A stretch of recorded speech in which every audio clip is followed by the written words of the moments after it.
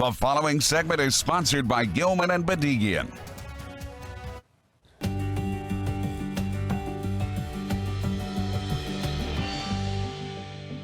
Now, some parents are arguing the constitutional right to a thorough and efficient education is being threatened in Baltimore City Public Schools. In fact, one family currently suing North Avenue due to poor education and misuse of taxpayer funds. Add to it alleged grade changing, ghost students, and a lack of teachers with outdated facilities. But what rights do parents actually have? Well, joining us this morning, attorney Charles Gilman with Gilman and Bedigian. Good morning, Charles. Morning, Tom. Governor Hogan calling for an investigation to see if federal charges should be filed against Baltimore City Public Schools, though. When you look at this, you're going, okay, there's so much mounting against Baltimore City schools. Where do parents go first? What do they need to do in order to get in with a lawsuit or to try and make sure that their children are being educated?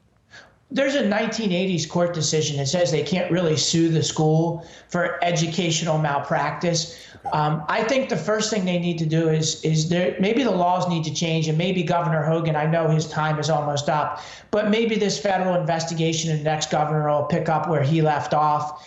And hopefully the investigation will show what we all think it'll show. And that is that there's some deficiencies, and the deficiencies should be fixed.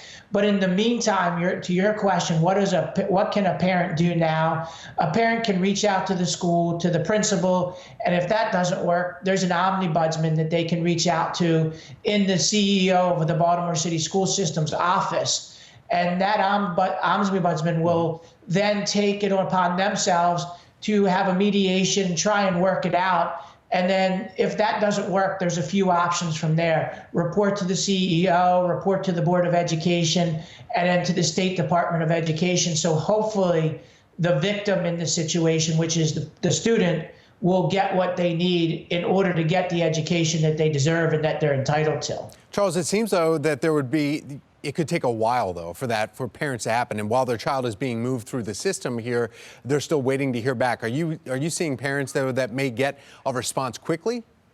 I have never seen government entities operate quickly.